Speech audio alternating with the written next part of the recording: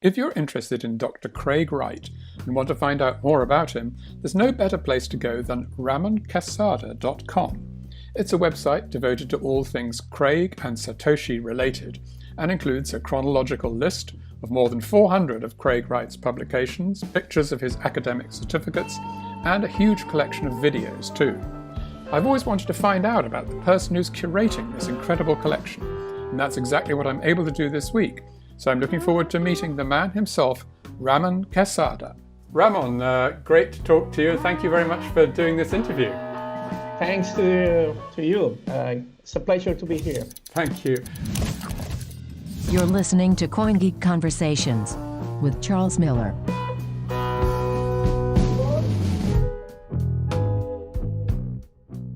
I've looked at your amazing website, everything that could be known about Dr. Craig Wright, and well, quite a lot of it anyway.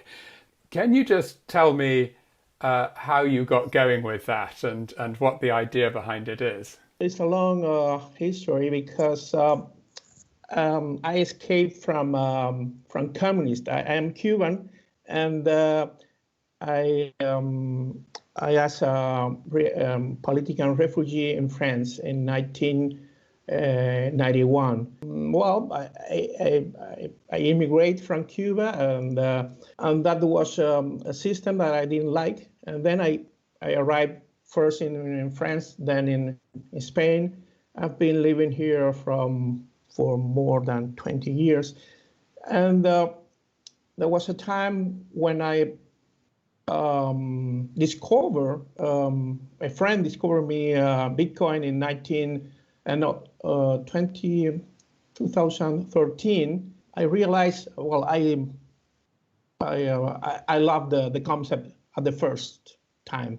Were you already working in the computer business, or what was your profession? I was working in a big enterprise, security enterprise, but not in the internet or information security. It was alarm for houses and small business. I was working there for more than 10 years.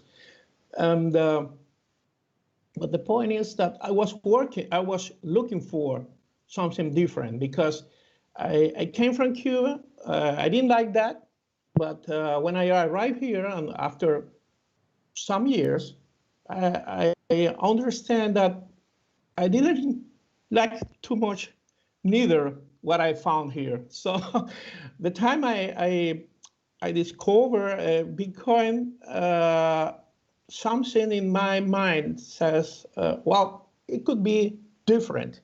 It could be a big change. What was it that you didn't like when you moved to France and Spain? Was it to do with the economy or something like that? Well, I was working in that big company and they decided to fire me without any compensation. I have to find a lawyer to fight against them. And after all, they pay me what they wanted to pay me, not what they should pay me. And it was a big change of my mind. And then I saw Bitcoin and I say to myself, well, it could be something that could change a lot of things. Maybe not everything, but also I come from Cuba. I have seen how some countries, underdeveloped countries, are not helped to grow in their economies. So that's also I saw Bitcoin could maybe help this difference between first world and third world. So you had quite an idealistic attraction to the idea. Sure, for sure. I was working in that time in a franchise of Cointelegraph España. Right, the crypto news website. Yes, because I I like to be update of information. I think something that come from my father, that he was always looking for news, and he didn't want only one source of information. He always was looking all kind of information, one side or the other side. And for that reason, when the second, let's say fourth, but because it's long, came with the ship, it happens in the, well, no, in the first one, it was something special because I didn't thought the community was splitting, but at the same time, what the blockchain was splitting, the community also split. But the split brings something more, but because brings BCH, but with BCH, they bring somebody who says he was Satoshi Nakamoto. It was Craig Wright. So I wasn't prepared to choose what side to be with. And in that time, I said to myself, well, I get angry because I didn't have enough knowledge to make a decision. So I said to myself, you have to learn, you have to study to make a decision, because you have to be in one of the two sides, and you have to choose right. And to do it, you have to learn. It doesn't have to be with somebody that give you an advice or something like that. It's something that comes from you. So this was what drove you to accumulate all this information about Craig Wright. And were you still working as a journalist at the beginning of this period? No. I wasn't a journalist. I never been a journalist. I just was the one who, let's say, a manager of journalists. So you decided to start your website. Yes, it was this year, 2020. Oh, okay. You've only had your website about Dr. Wright this year. Yes. But you've been. But the knowledge and the studies, it was during all this year before. Right. You've been collecting it before you published. How? Let me tell you something, Charles, please. This is a chaos, right? So how you find something in a chaos is really difficult. So I was looking for some platform to put the information to later, to if you want to see it again, you can find it. And then the best platform I found, it was Telegram, Right, yes. So for people who haven't visited your website, you've got a huge index of subjects. And if you want to find out about one of those names, typically a name of a person or something, you click on that and you're invited to join a group where you have assembled really a collection of JPEGs and other things to look at that are evidence in relation to that person. Of course, that's right. The point is that you don't know what you don't know. You know what I mean? So I didn't know a lot of things I didn't know. And then I have to collect all the things I have to learn. And that's why I use this platform, this Telegram, to put every, let's say, name or topic that's something that I didn't know, zero. So let me ask you a basic question here then. Okay. Are you trying to confirm for yourself or otherwise that Dr. Wright is Satoshi because that is the subject that you're very interested in? Or is that simply a way of deciding whether you want to commit yourself to Bitcoin or Bitcoin SV in particular? Is it to do with him, or is it more to do with the Bitcoin ecosystem itself? First, it's for me, because I tell you before, I have to choose, and I have to choose right, because I think it's I don't have too many years. I am not too young, so I have to do the last choice of the last pick up the last time, and I have to do it right. I have to choose what side I have to be. But when you've chosen, what are you going to do when you've chosen? Are you going to be investing your money in it, or? Yes, I am investing my life. Oh, what, all your worldly goods will be invested in Bitcoin? Yes, if I do right my work, and I will see very. It's like anybody in the field. They do their research, and they bet for that. The point is that whether Dr. Craig is Satoshi or not, I think it can be said right now you can say it 100% firm, because there's a trail in Florida, in the United States, and I think when this trial finished, then we're gonna see it exactly 100%. The Dave Kleiman trial in Florida. Yes, yeah. Right. That's right. So, meanwhile, you have to do your research, and the point is that the more you research, the more you think he is, but you need confirmation, like he has to prove he paid the taxes in the Australian offices. What do you make of that time when he first went public with his identity as Satoshi, and he did interviews with the BBC and other people, and he proved, so he said, by some signing of transactions on the original Bitcoins?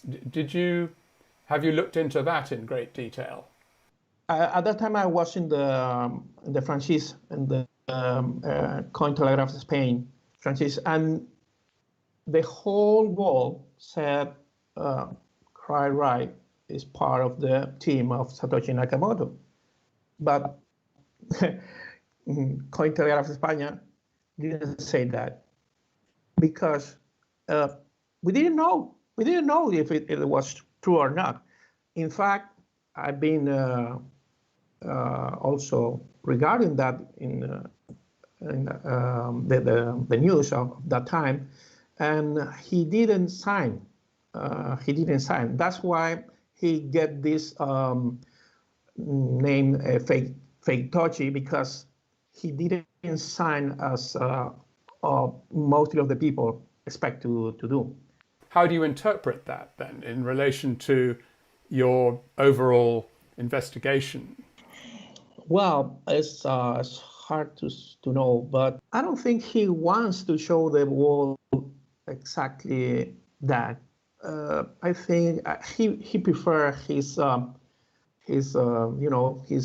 family life, and not to be exposed to the. Have you ever met him? No, not at all. Would you like to meet him?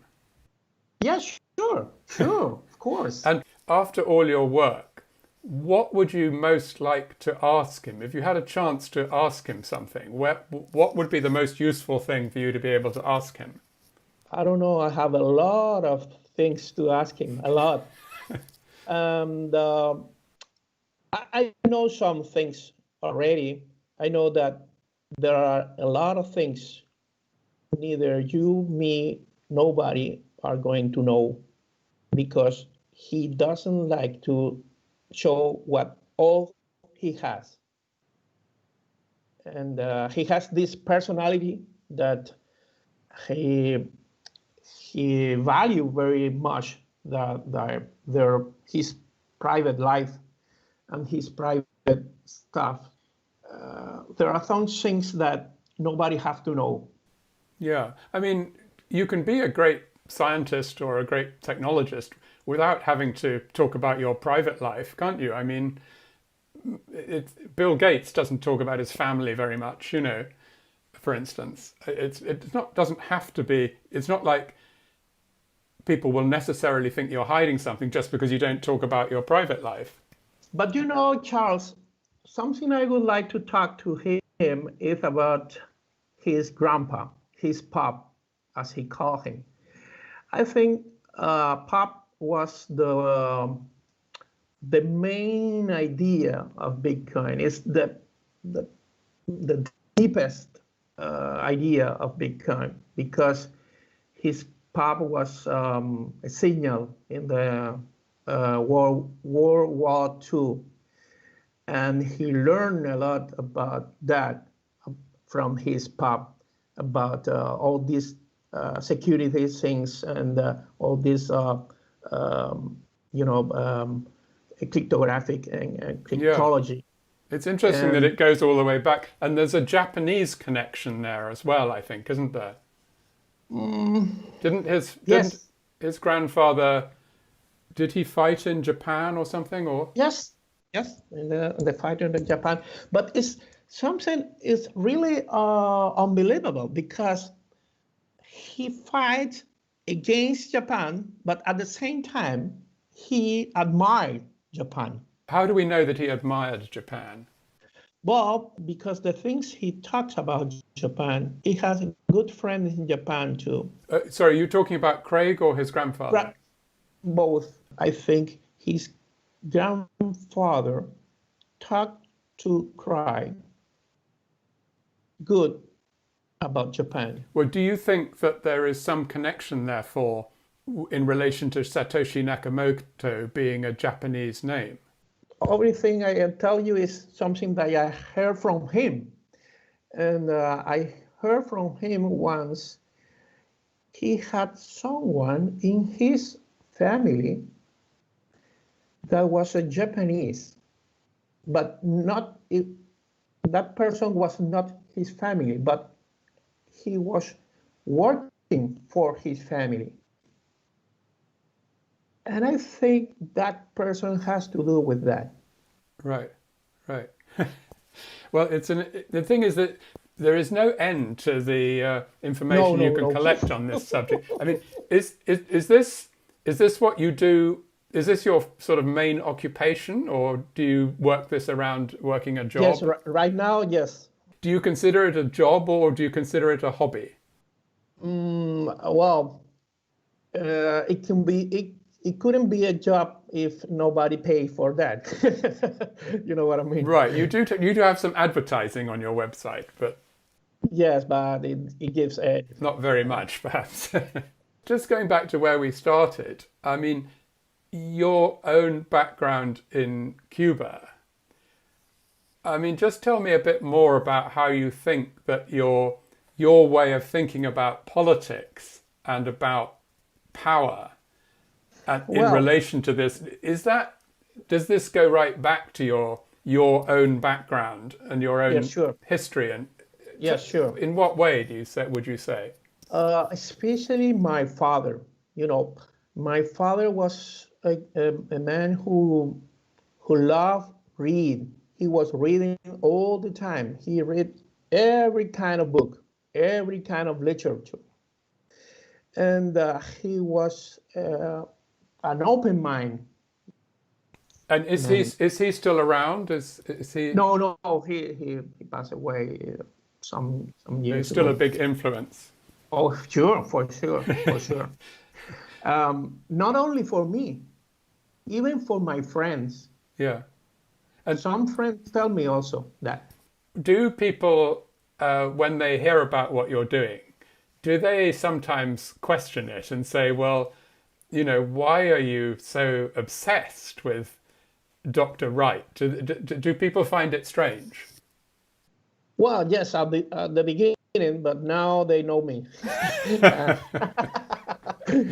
Well, the point is that I don't give my view. I give facts, and that's the difference.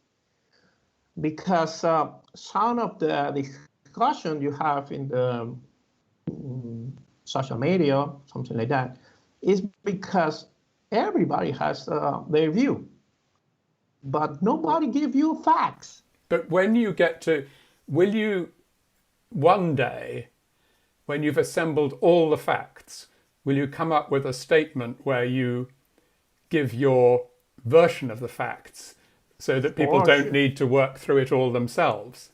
Sure. Yes, sure. You will say, right, I'm making an announcement, this is what I've concluded. Yes, sure. But the facts are facts, and so you don't have anything to agree or not with that. If the claim of Satoshi or something like that has to be with that trial in Florida in the United States with the climate case, Ramon, it's been really interesting. Thank you so much for talking to me.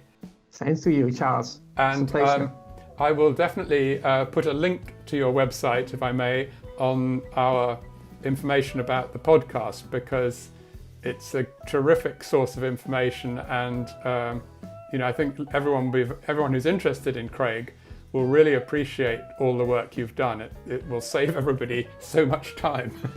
So thank you very much. Welcome. You're welcome, Charles. Thank you. Bye.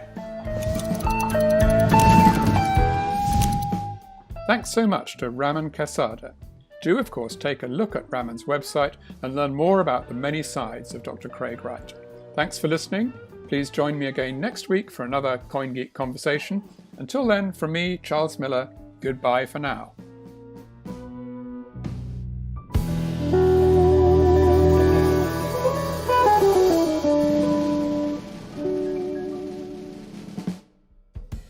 The biggest sickness in healthcare isn't a disease.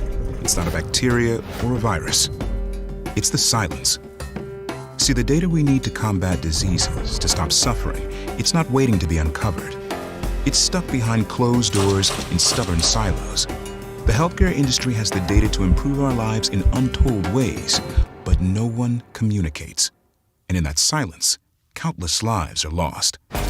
That's why at EHR Data, we're building the largest ever shared data set of human health. And it won't belong to a hospital, government, a corporation. It will belong to the rightful owner of your healthcare data, you. We're merging healthcare records with blockchain to finally put you in control. Because your data doesn't belong on private servers. It should be in your hands in service to your health. The greatest sickness may be silence, but the silence stops when you have a voice. EHR Data. Own your health.